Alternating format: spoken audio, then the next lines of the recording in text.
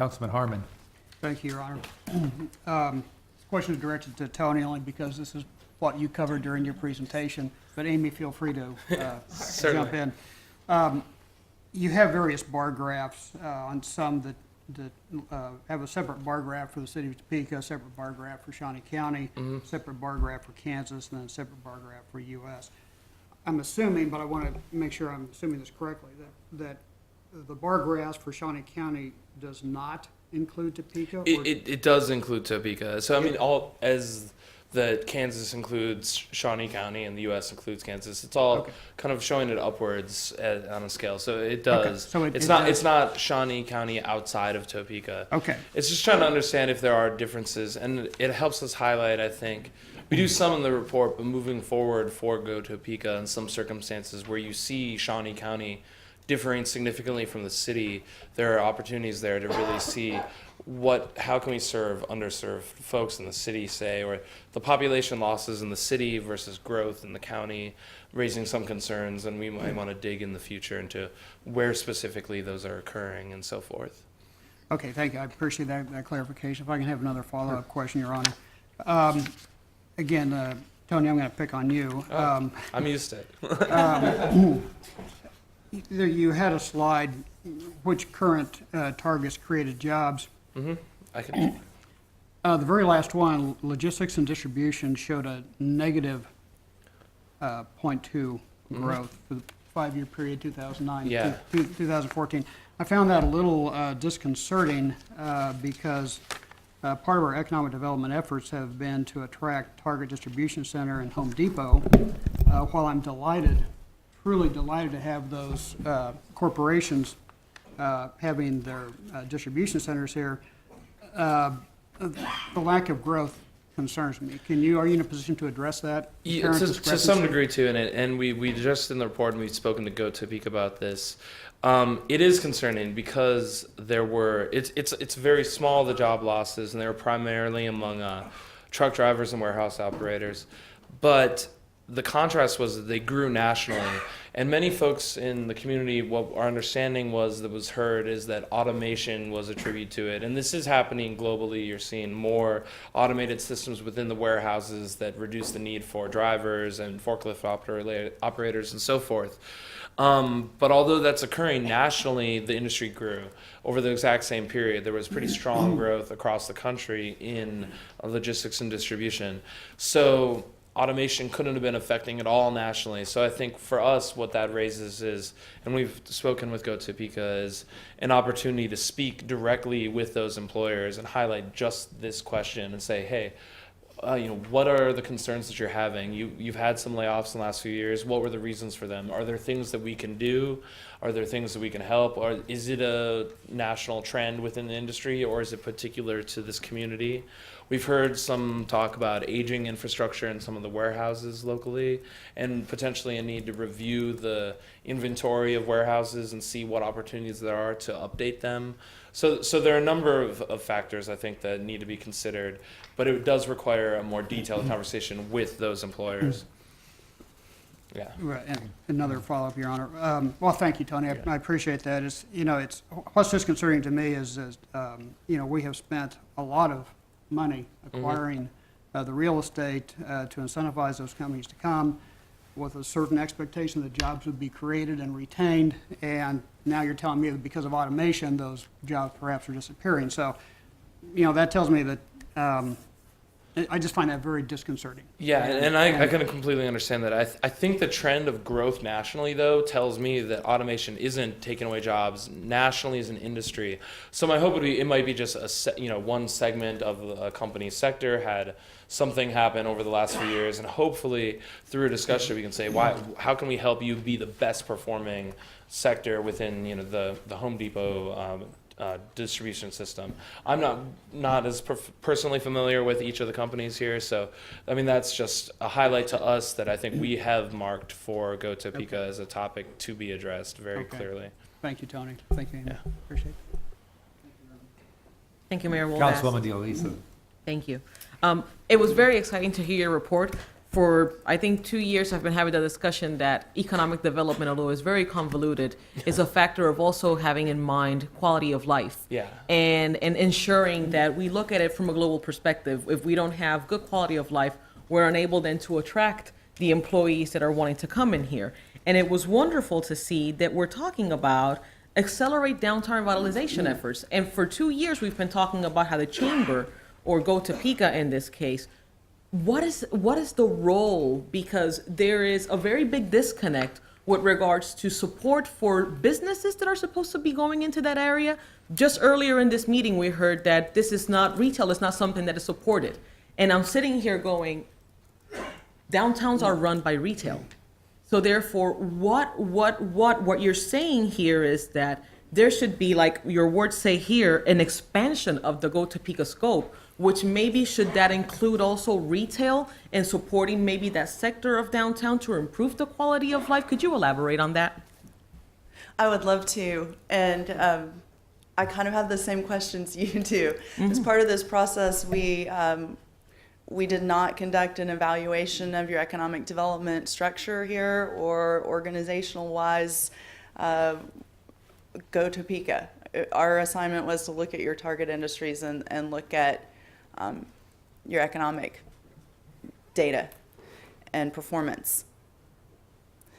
I don't want to skirt the issue, but it is something that is such an important question for you that I would encourage you to spend some real time thinking about what that means. I mean, doesn't it just jump off the page to you when you see that information? You can see the connection between quality of life and economic development. The next question is, what's an economic development organization's role in accelerating those improvements? And I don't have the answer for you tonight. So are you saying that we have a void there? I'm saying it's something that you should evaluate in more detail, yeah. Thank you. Okay, all right. Now, Commissioner Cook. Thank you, Mr. Mayor. This might be more for Tony, but I just want to make sure that I heard this correctly as you went over it. I wrote down just that back office equals low paying, low skill jobs that are really not driven by economic development. Did I hear that correctly? It's a mix of how you define it. I was using the NAICS codes, the government codes that were used in the original report to define these various sectors, and I dug into them to make sure that we were just seeing which ones were creating jobs. And it was about, in terms of that 5,200 jobs that were created over the last 5 years, I would say a little over half of those were in those types of jobs. There were a couple thousand in temporary jobs, temp agencies. We don't know what industries they were necessarily in, but they're not necessarily full-time jobs. There were many that were in things like building maintenance and so forth. And those are back office. They support business operations. But if you're Go Topeka, you're not creating a business support operation. You're creating a business for the business support operations to support.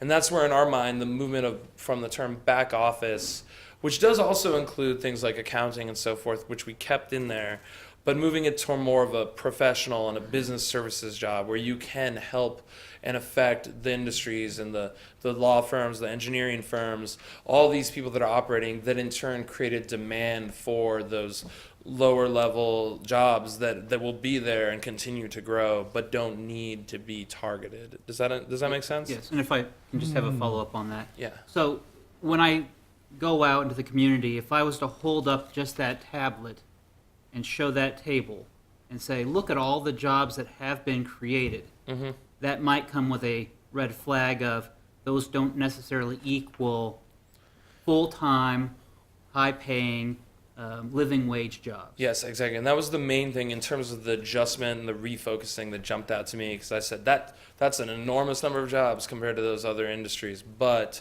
take that out. The thing that's positive, though, is within that there was also significant job creation in financial services, insurance, and so forth. Hundreds of jobs dwarfing some of the other target industries. It still remains, as a focused professional and financial or so forth sector, a very large segment of the jobs that are being created. But yes, that 5,000, it's misleading. But in the report, we try to unmislead it. We dug in and explain what each of those jobs are, and we have detailed subsector tables that we're going to go into and show what those mean and define, and then redefine in a new target.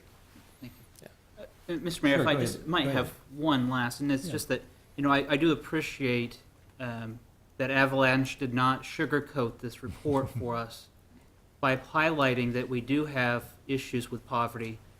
We as a community do have issues with crime. We do have issues with the rates of making living wages.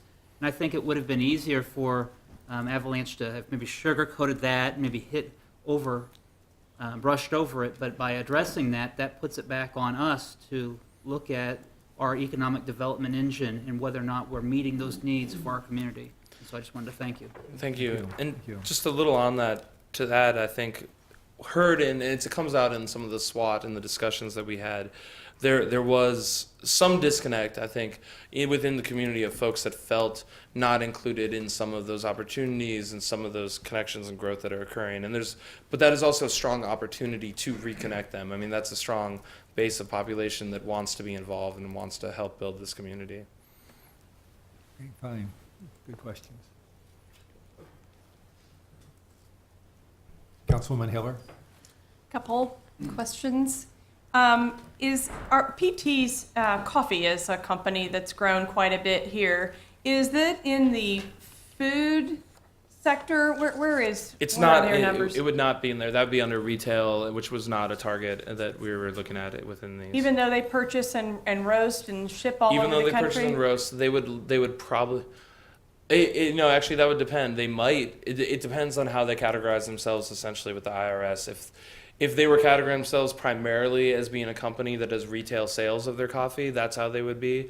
But if they would consider themselves and register themselves for tax purposes as a coffee manufacturer and distributor, then they might go under that. But that would be wholesale trade also as well. They likely do not fit into food manufacturing.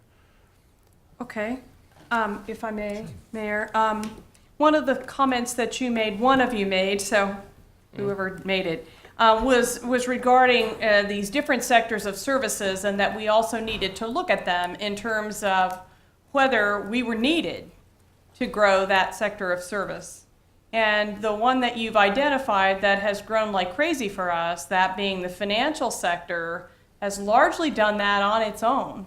SE2 being, coming out of a company anyway that was already here, certainly it has grown, and Advisors Excel, for instance, pretty much on their own. So with your assessment, as you looked at it so far, is there a need for us to get involved in that sector, or is it? Yes, Doing I would on say its own? yes. Actually, we Okay. heard much about talking, especially on the education and workforce side. And I know education isn't Topeka's primary purview, but as the economic development organization, convener, and strong relationships with Washburn U and Washburn Tech, we heard a bunch about the difficulties that Advisor Excel actually has been having in finding new employees. And part of that has been a difficulty in communication, perhaps, of what specific needs they need and how Washburn could probably provide those, or do they need to look outside of the community to recruit people with those skill sets? And that is something we see in many communities, is beginning that conversation.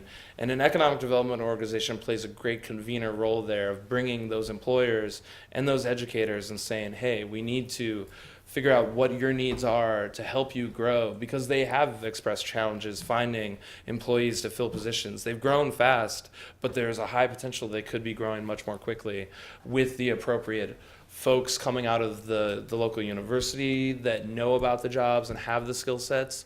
And if they can't be found there, through a program that helps identify and attract them from outside of the community. So I think, yes, there's a very strong role that can be played. Another one might be office space. There's a very limited amount of Class A and nicer office space in the community. And programs can be made through economic development organizations to help and encourage the development of those sorts of facilities. And then, as you discussed earlier, the quality of life being important to attract the workers, those people that are on your chart going to Kansas City or wherever, as well as the managers. Is that Very correct much so. in that sector? Definitely.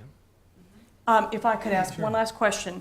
What you were asked to do and what you've been talking about primarily is correct me if I'm wrong, basically big box businesses, attracting those big companies with those jobs. If you can do that, in terms of what best practices are of what communities around the country are doing in terms of structuring an overall economic development plan, what percentage of their efforts should be best targeted to that type of recruiting in that sector?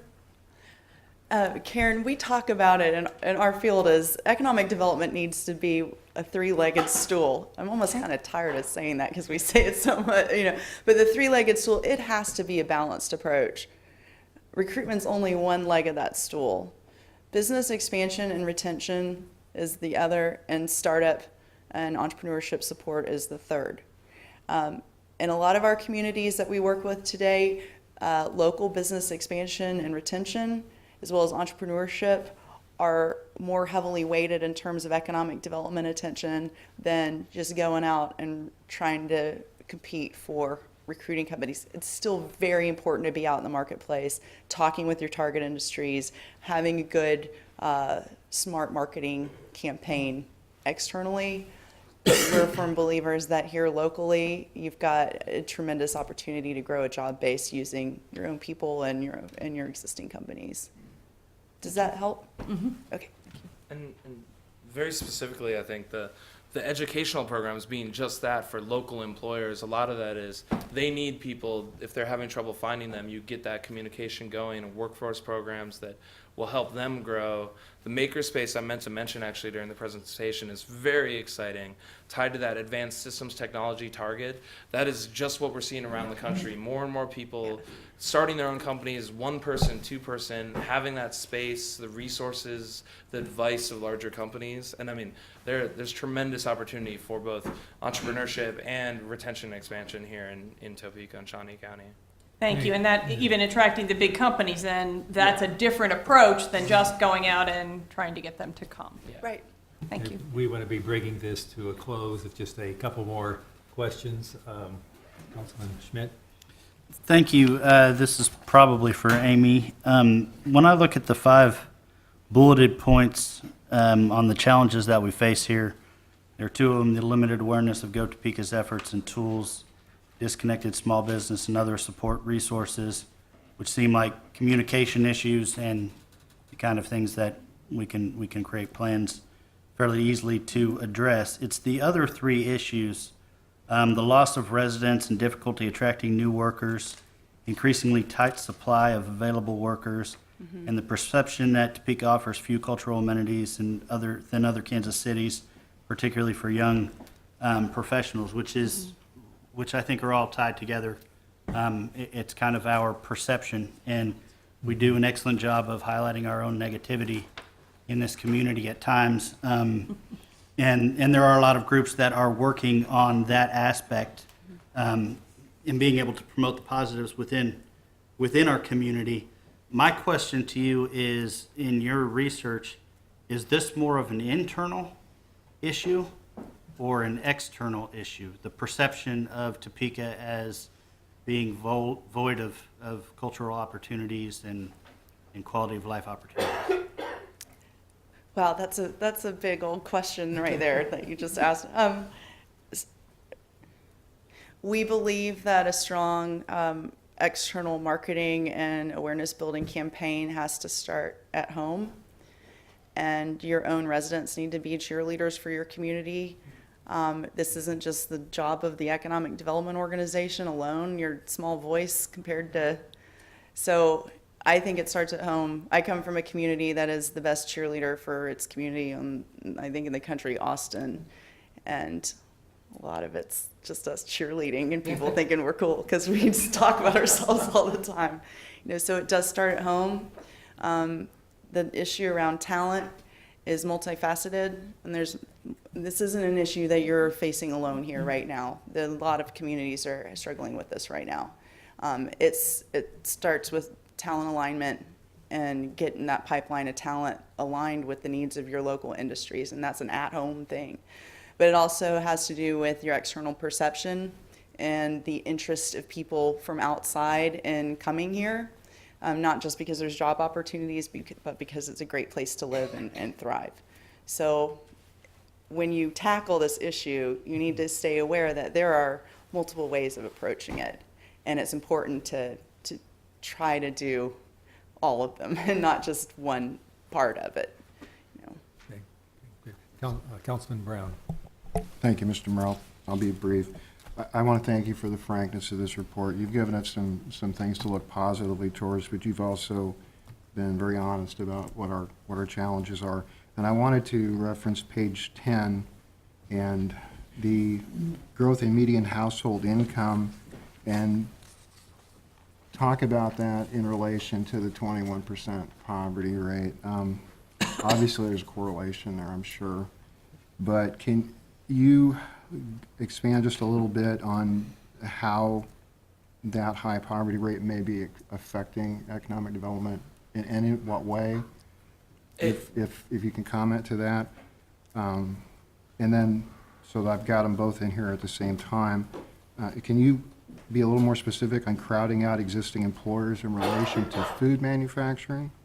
And if food manufacturing was to grow, my thought was that would cause, would further an increase in logistics and distribution kind of automatically. So those are my questions. Yeah, I think, okay, the first part on the income and poverty one is a challenging one. We've been discussing it back and forth, I spent a great deal of time digging in to really understand what was happening there. The growth in income, you could say, is that it's household income, which is nice. That means that there are, I think, a higher share of households here, two earner households than you see in other communities, so that helps raise the income. There's more families, people are married, than single earner households, which helps it. Also, private job growth has been higher than nationally, so more people have been getting jobs and earning more money and bringing them into their households. So people that have been getting jobs have been doing very well. The issue with the poverty is less that folks that had jobs have been falling into poverty, but the people that were already unemployed but managed to somehow scrape by, maybe one spouse was working and so forth, and stay above the poverty line, they have increasingly, as unemployment benefits have run out. This is a story. I can't directly see all of this, but it seems to be the story that they have increasingly fallen below that national threshold of poverty level. And it's a challenging thing, but the nice side is that they've remained in the workforce. They're unemployed, but by being unemployed, they are looking for work. So that does present potentially opportunity to reach out to them, to see is it transportation issues that are preventing them from finding jobs? Is it access to education? Is it past conviction issues? There are many problems. Often, childcare is one of the biggest things that prevents a lot of lower income folks from being able to enter the workforce, like the expensiveness of childcare, things along those issues. So it does present things that can be addressed to help those. The positive side is that you didn't see a large swath of employed residents fall into poverty, but the challenge is that you have to Commissioner Cook's point, I think a portion of the community that is being left behind and stuck in somewhat of the mire of the economic sphere. To the other side, in terms of crowding out employers, I think the difficulty is you see this in other communities that have largely concentrated industries like you have with food manufacturing, that as they grow, if the labor force is so tight, they're stealing employees from each other. It raises up wages, which can be good for employees, but it also can be bad for the businesses.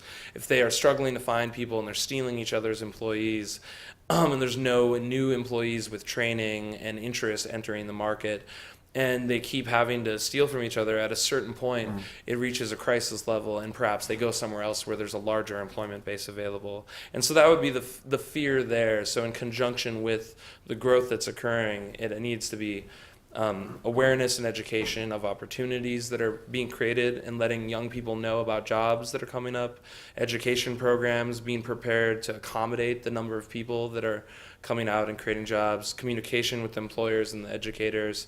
And again, somewhat it's bodies, it's people being here and available to work those jobs. Yeah, thank you. Thank you.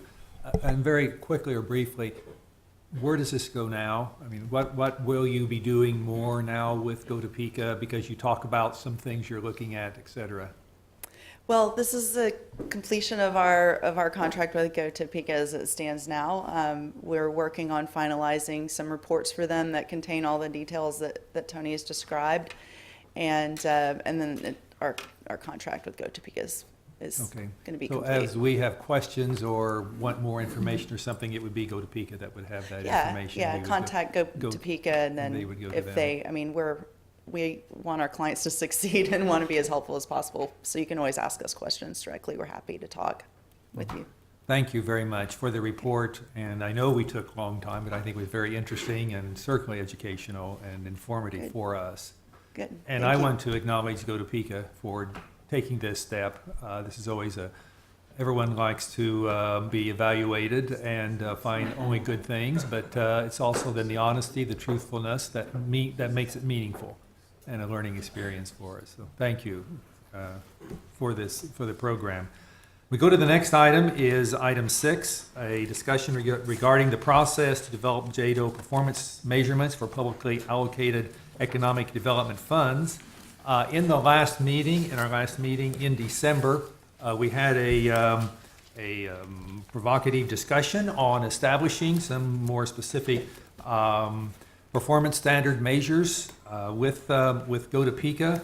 And at the conclusion of the meeting, or as we were taking the final action on approving the goals, priorities for 2015, as we took the vote, Councilman Schmidt formally requested that we add an agenda item to the next JEDO meeting to develop the process for JEDO-derived strategic plan and performance measurements of publicly allocated economic development funds. So in carrying that out, we put this item on as a discussion item for the board members to comment and to see where we might go. And Councilman Harmon has requested to make some comments on that, and so we can start there with a discussion. Councilman Harmon. Thank you, Your Honor. I appreciate being recognized. For one thing, I want to compliment the work of Avalanche, Amy, Tony, and Noel for their work. I thought they did a phenomenal job, and if I was a member of Go Topeka, I would be very pleased with the quality and the thoroughness of the research that you came up with. The takeaway that I have from their report is it was diagnostic to a certain extent and gave some direction to Go Topeka. But what I think the need is to look at our economic development more from 30,000 feet, rather than being at the level that Avalanche did. And what I would like to see this body do is to ultimately develop an RFP to hire a consultant to report back to this body, not to Go Topeka, but to this body, to look at 4 aspects of Go Topeka and its economic development philosophy. The first would be to look at the mission of Go Topeka. Amy alluded to this, not intentionally, I don't think, but when she said that economic development means a lot of different things to different people. And I think it's very important that Go Topeka have a very distinct mission into what it is to do in terms of economic development more specifically. The second goal would be to look at the objectives of Go Topeka, and in this context, we could be looking at performance matrices, best practices, all going to the question of, are we competing effectively with other communities for economic growth and development? When Go Topeka was first created back, over almost 10 or even longer ago than that, we were operating under a certain economic paradigm. And that has changed dramatically over the last 10 years. And I think so we need to bring ourselves up to where we are now and looking to the future for the next 15 years to develop what is the current economic climate and what we foresee it to be for the next 10 to 15 years. The third aspect would be to look at Go-Topeka's operations, both in terms of the organizational structure, its relationship to both the county commission and the city of Topeka government. And also look very candidly at our incentive packages. We've had great success in acquiring land and making it available to companies. We wouldn't have had Mars without that. We wouldn't have had Home Depot, or Target, or Bimbo. So we have had success. And I think there is value to continuing that. But I also think we need to give ourselves permission to consider other incentives to address some of the shortfalls that Avalanche has pointed out in our trying to develop our local economy. And then the fourth aspect of the analysis of the consultant would be to look at marketing, whether there are we effectively marketing what we have to offer here in Topeka. And again, the report of Avalanche somewhat alluded that maybe we could do a better job of that. So I really think that this body is in a position to request an RFP to have a consultant look at those issues. Maybe we appoint a 5-member steering committee of business people here in the community that can kind of take this and develop the RFP and perhaps then bring it back to JEDO for a vote to move forward. So anyway, that's my thought. Mayor, I appreciate you allowing me to speak on it, and Nathan, I appreciate you putting it on the agenda for discussion. Thank you. We have that before us, and I would add also, when you commented, we've done very well with incentives, the ones you mentioned, the new ones, but also such as Santa Fe, BNSF, some Goodyear, some current companies that we have maintained and even have grown due to the incentives that we have used. Councilwoman Del Isla. Thank you, Mayor Wolgast. Councilman Harriman, I really appreciate your comments. It's almost like you were reading my mind. Not only do I think that it would be important for us to have this discussion, but I think that more important than that, I think that discussion would lead to take a look at what JEDO is meant to be doing with the way that we are allocating and distributing the funds that we are stewards of, so that we can ensure that as we are looking at economic development, we have a better understanding on how we better serve our community as well. Because one factor is to analyze what the entity that we have contracted with is doing, but the other one is for us to be able to look at as well what we are doing from the policy standpoint to ensure that we are working together. I think that one of the things that we'll see, and it's been told time and time again, is that there's groups doing great things. However, there's a disconnect between communication. And you have groups working, and then we are looking as policymakers from a distance, but if we don't have our vision set on what we understand that our community needs, then it would be very difficult for us to expect for our organizations to go ahead and do that in turn. So I would highly welcome it, and not only that, but also open up the conversation to maybe looking at our body ourselves and to see how we could also, with policies, support the efforts of our contractors. Commissioner Cook. Thank you, Mr. Mayor. I'm very intrigued by Councilmember Harmon's idea, and I welcome it. I think that it is very fresh and innovative. It's a unique perspective of how we might look at, adding more breadth to our economic development. The concerns that I would have with it, and it's not anything too fatal, is typically when we have a contract with Go-Topeka for economic development, if we are now directing a RFP, are we redirecting Go-Topeka and how they run their operations on a day-to-day basis?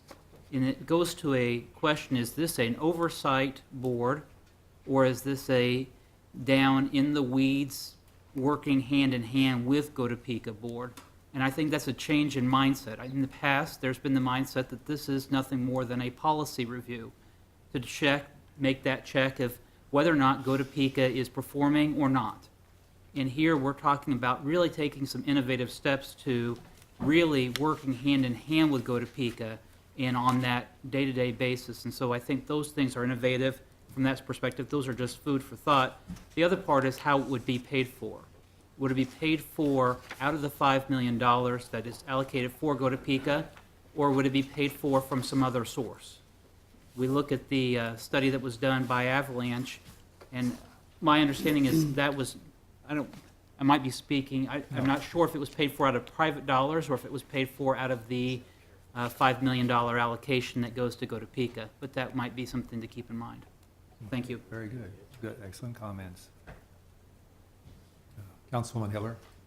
I agree with all those. I think in terms of the JEDO role, it is innovative or at least timely, whatever. We have talked for some time about whether JEDO, not so much down in the weeds micromanaging the program, but whether JEDO itself needs to take the responsibility of setting up the plan and the performance measures rather than simply putting out an RFP and asking our bidders to do that for us.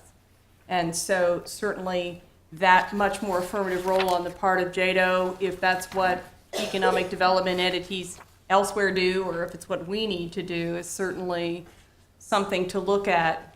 I do think in terms of cost, when we discussed this issue at the last meeting, the Go Topeka staff said that if it seemed appropriate that they were comfortable, correct me if I'm wrong, with us carving out the dollars to do that out of those project funds.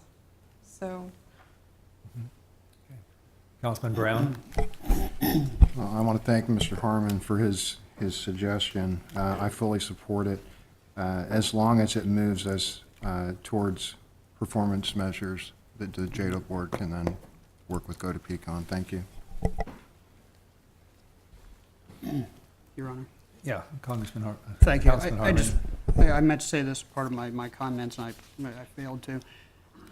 I don't know if any of you remember about 20 years ago, the economic development in Topeka and Shawnee County was unremarkable, to say the least. And what turned the page was the hiring of Doug Kinzinger. When he got here, economic development became a reality for Topeka and Shawnee County. He led the development of the first half-cent sales tax, that we're seeing the results of the fruits of that effort, both in terms of economic development, but in terms of funding needed infrastructure improvements. Doug has hired a great staff, Scott Smathers, Glenda Washington, and others in the organization, some of whom have retired. So we have the right team in place. The challenges have nothing to do with the leadership team, and I want to make that abundantly clear. Doug and his staff have done wonders for this community. We wouldn't have had Mars. We haven't had Target and some of the other companies here. And I just want to commend Doug and the staff for all the work that they've done and for all the value they've brought to our community. Thank you. Well, did you have one more comment?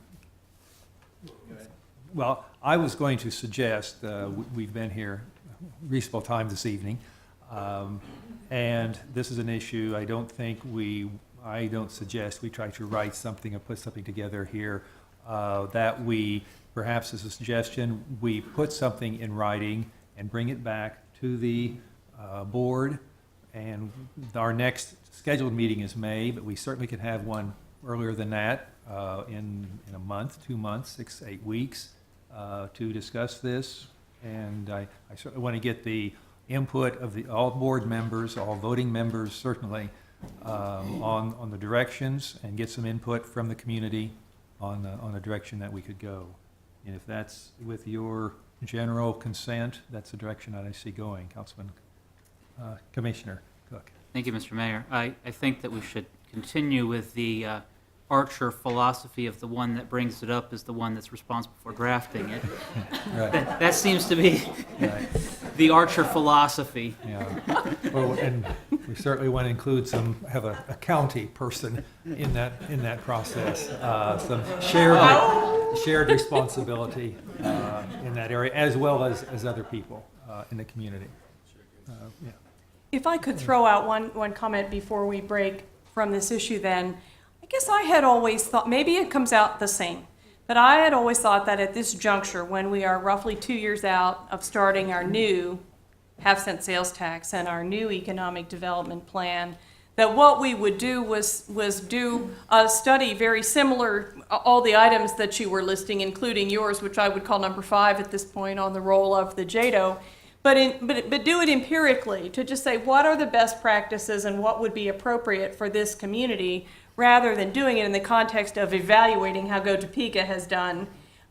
Maybe it comes out in the wash because you still have to compare what that new idea is to what you were doing.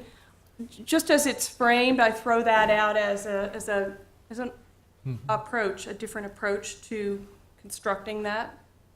You're saying in a sense like we start over. Kind Like, of. I mean, where- we've where got are a we new or what do we 15-year. go? Yeah. Yes. Yeah. Where do we start over? If we're starting anew, Yeah. what do we do? Yeah, okay, something like that. Any other thoughts, questions on this agenda item? And then we will be going to public comment.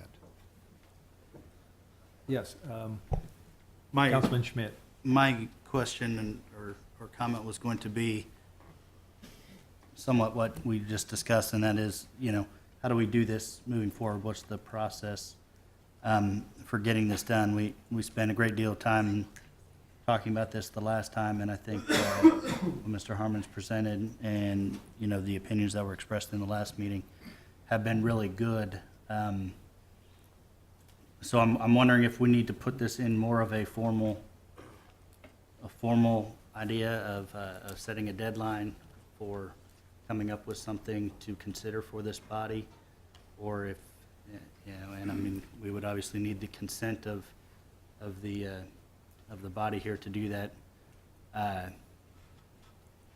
so I wanted to toss that out for discussion before we just say, let's leave this for now. So I would take any input on that. All right, is there input, discussion, comment?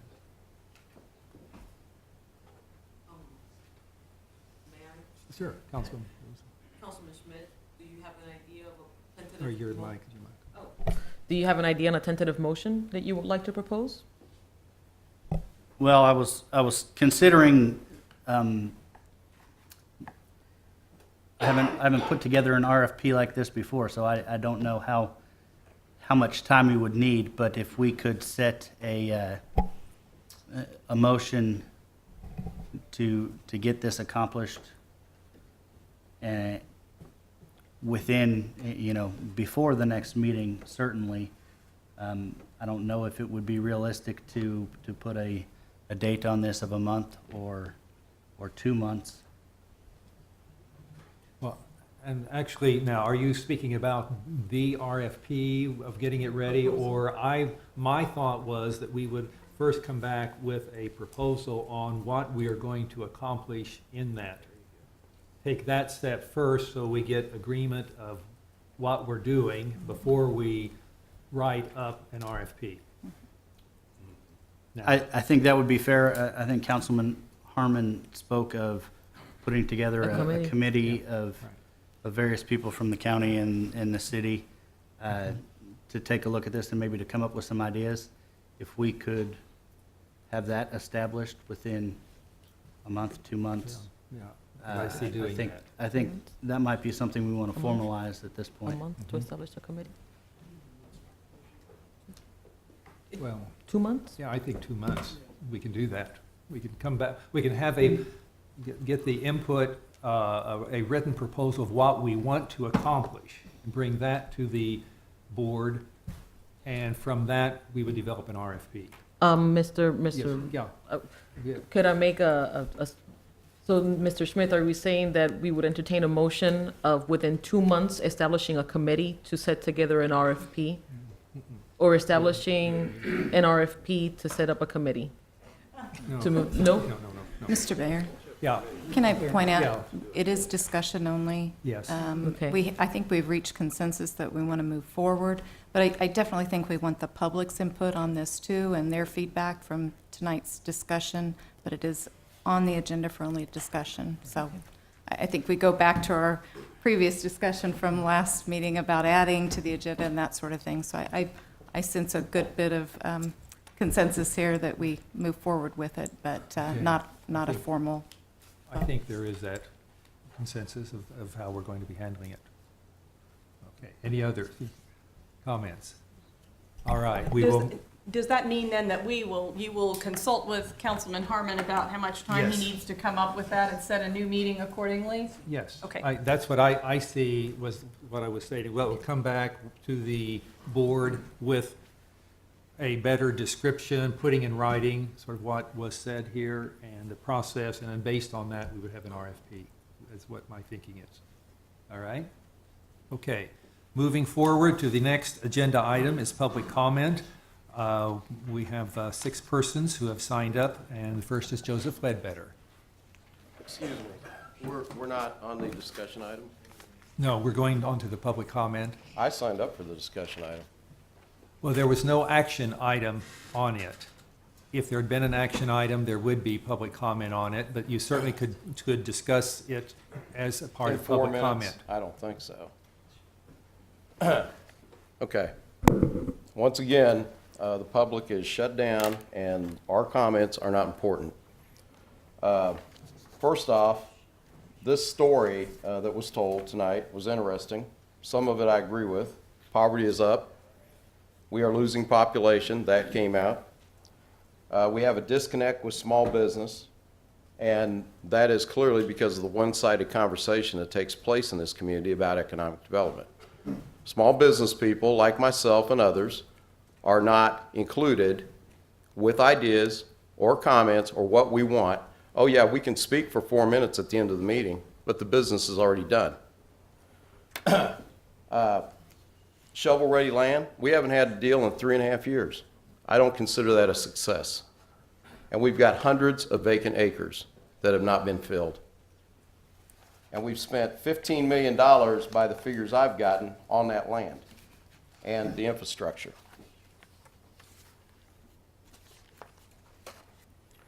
We asked Mayor the other day, and you said you would get this out onto the agenda at your office. There were 7 of us, Citizens for Accountability in Government. We asked that the JEDO minutes or agendas be put before this body to be out 14 days before any JEDO meeting.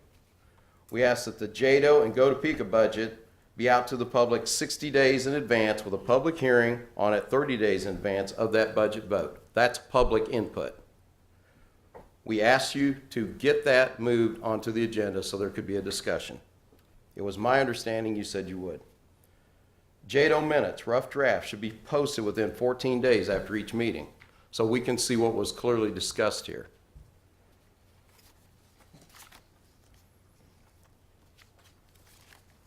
I'm going to go ahead and pass these out. I don't know that you'll look at them now because it was supposed to be done during the discussion of what you're going to do about these, about change. But these are best practices that should be considered for board operations. I want one of them to go into the record and one to go to the rest of the members. I also have a best practices report. What are the basic responsibility of board members and the legal duties of board members? And one of them is to ensure legal and ethical integrity. Another is to evaluate the executive director from time to time. I'd like this to go into the record, and I'm going to pass these out.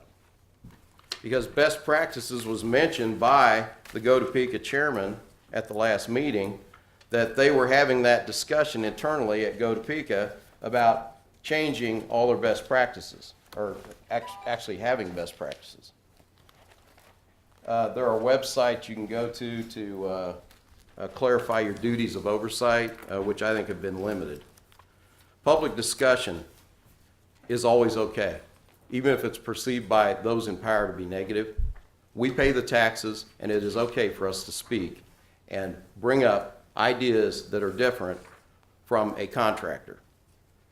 I'm also going to pass this. This is going to go into the record. There's several handouts here, but the first one is where our city attorney at a Highcrest meeting stated very clearly that Go Topeka is under CORA. Also, a request that I want the Go Topeka minutes from November 24th and the subsequent denial, December 30th of 2014, saying, I've been instructed to inform you Go Topeka will not provide you with the minutes you requested. Motion to extend. Okay. Mr. Ledbetter, approximately how much time do you feel you need to finish your It presentation? was my understanding on this agenda item, the way it was laid out, that the public was going to clearly have a chance to discuss the previous item. However, that's already passed, so I guess 2 minutes. Motion to extend for 2 minutes. We have a motion to extend for 2 minutes. Councilman Delisle seconds. Discussion, all those in favor, raise your hand, raise your right hand. No, he doesn't. I'll take care of his 1, 2, motion. 3, 4. We have 4 yes. 4 yes, and Those opposed? no. Is that the county? Okay. Okay, Who was there's it, who are 4. opposed, if you could? I think we're raise your 4 hand. out of 7. We have 4 out of 7 yes. Okay. So that is a majority. So you continue for 2 minutes, please. I know I'm not an out-of-town consultant, and I'm not disrespecting anybody in this room. I understand they've been here since '09. That was my understanding. There was a question raised about distribution centers and those losses. While that discussion was going on, Mr. Harmon, I found the answer. May 28th of 2009, the Payless plant distribution center shut down, and we lost 550 jobs. That was in that time frame they were examining, and they didn't know what was going on. Until we have a two-way conversation, we are never going to get this problem solved. It's not going to get solved.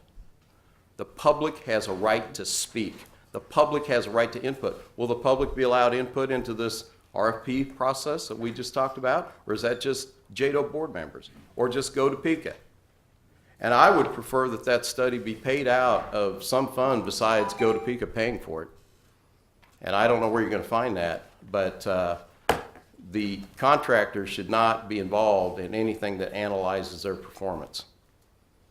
And I also understood clearly from Avalanche that they did not study Go Topeka. They studied the economy. So that was my understanding and listening very carefully to them. The small businesses here are not represented by Go Topeka or the chamber, which they are one and the same when you look at the funding and who's in charge.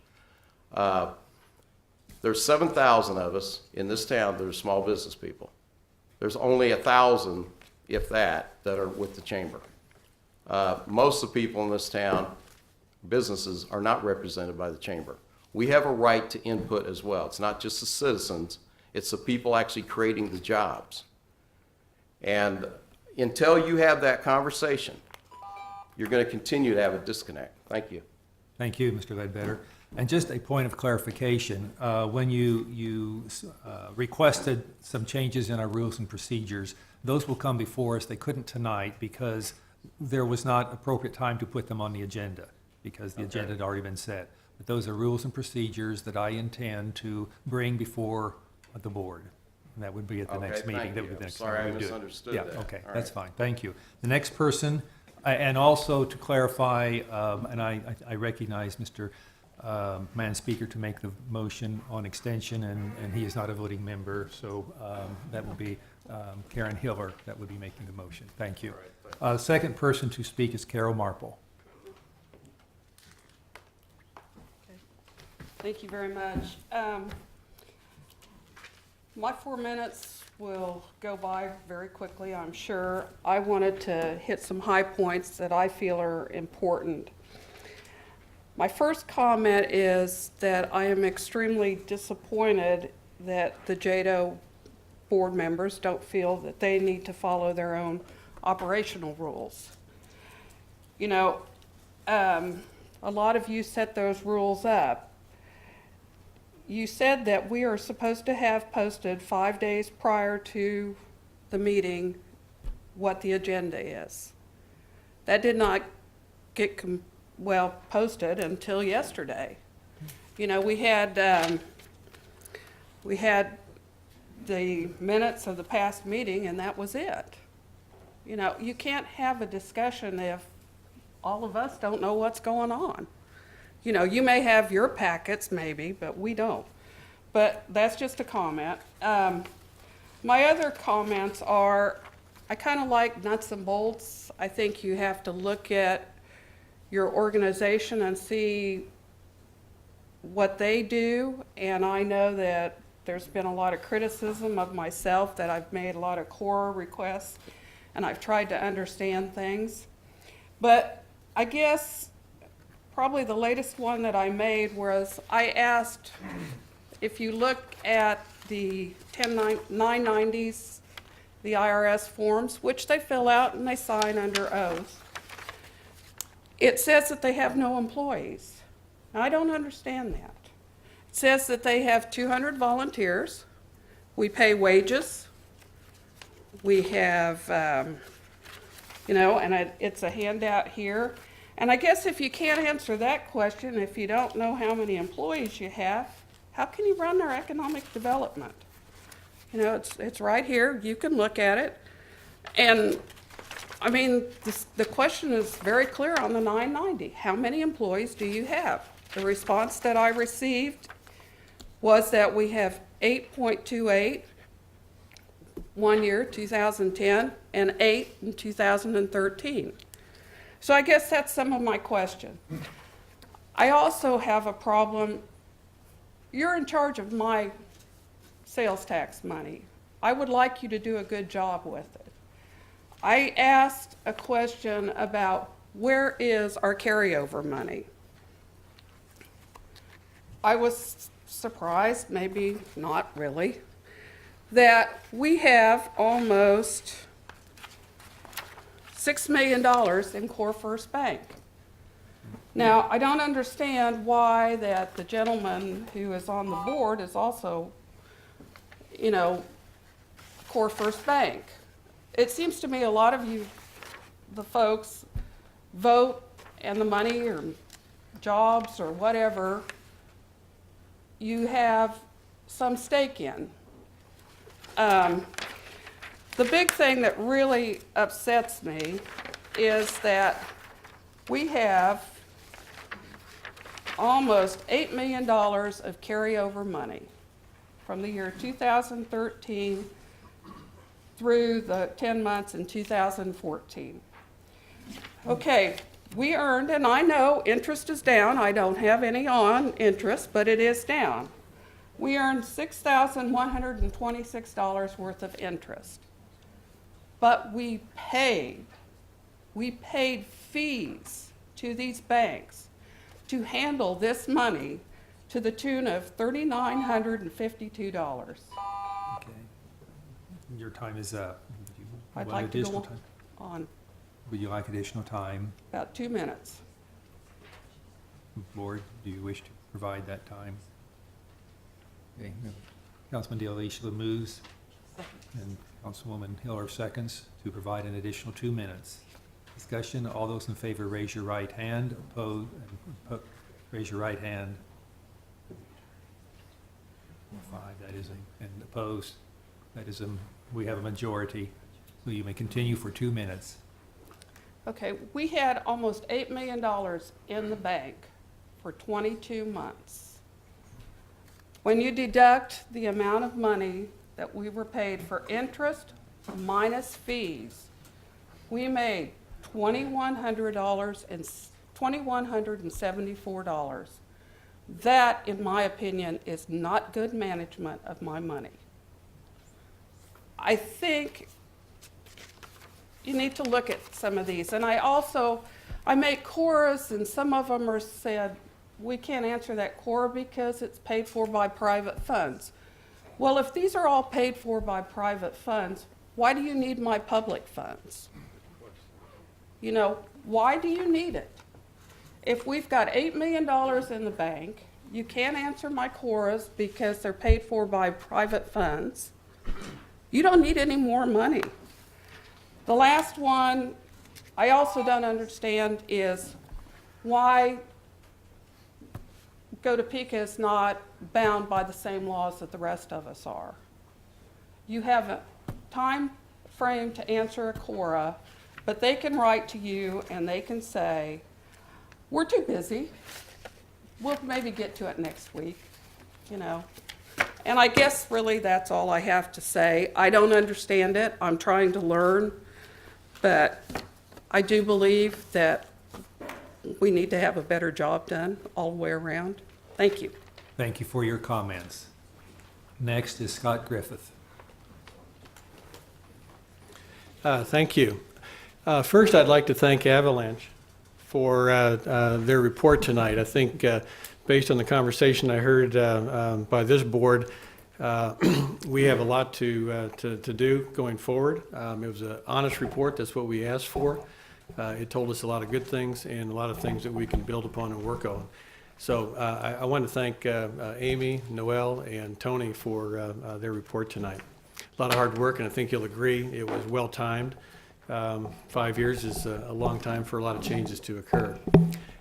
Thank you also for your spirited conversation about that report and others items tonight. A few of us from the board had an opportunity to get the same presentation earlier this afternoon. The full board has not had benefit or advantages of what the report said, but as a board chair, this will be something that I'll be doing, working with the Go Topeka staff and advancing the conversation within the board. Finally, I'd like to, it probably goes unsaid sometimes, but, and I may be stating the obvious, but the board is comprised of 30 plus or minus volunteer representatives of this community, people that take that role very seriously. They represent small and large business. They represent owners, executives, the public, the county and the city is a part of that board.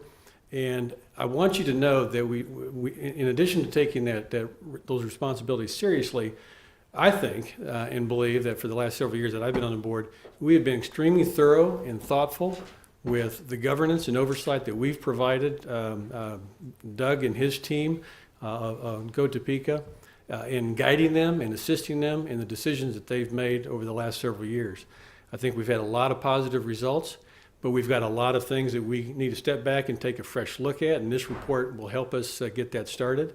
And I just wanted to say thank you for your time as volunteers as well. Thank you. Thank you for your comments.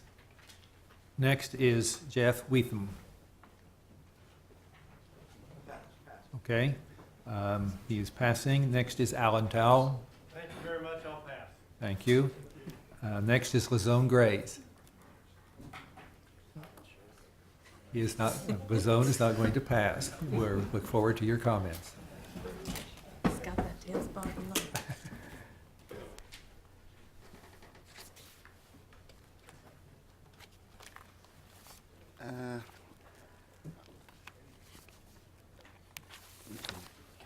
City clerk in. I'm going to at least put one over here because I don't think I have a copy for it.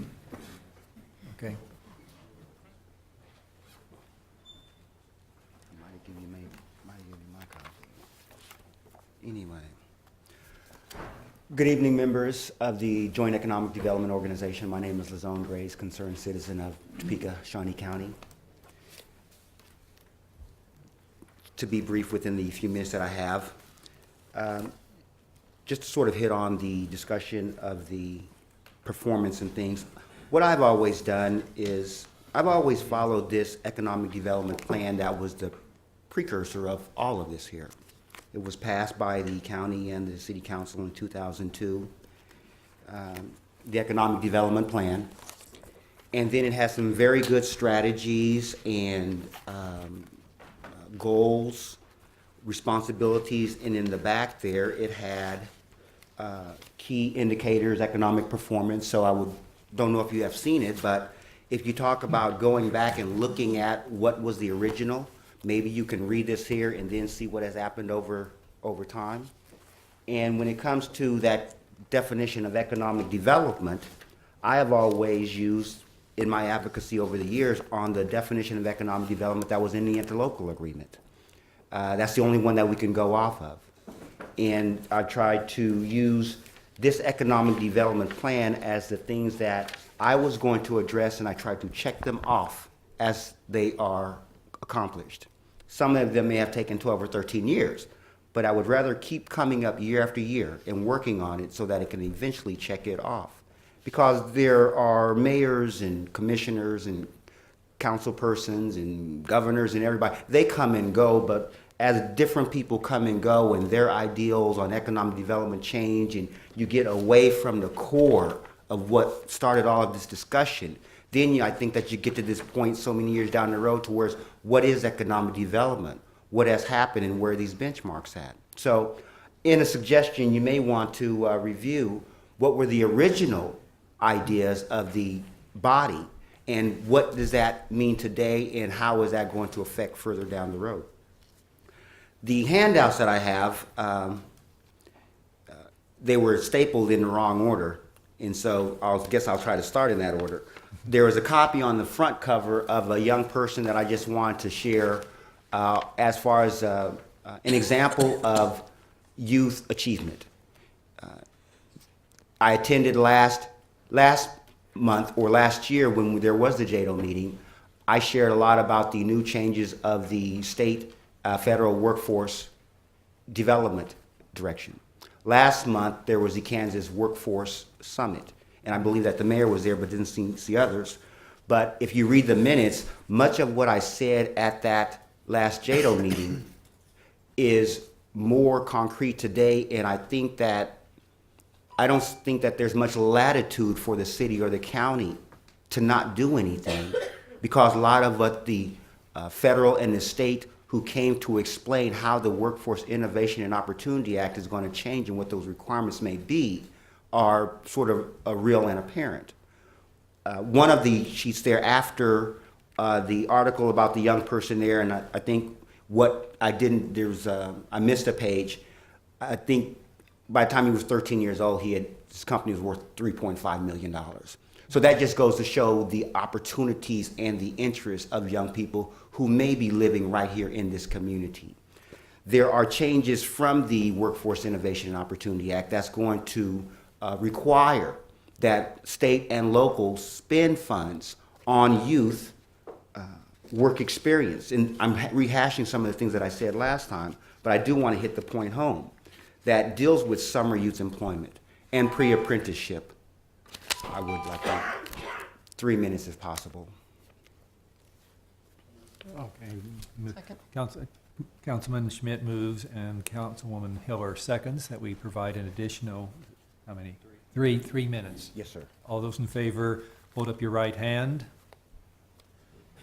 5, 6, 7. 7, you have an additional 3 minutes. Thank you. Please proceed. Thank you.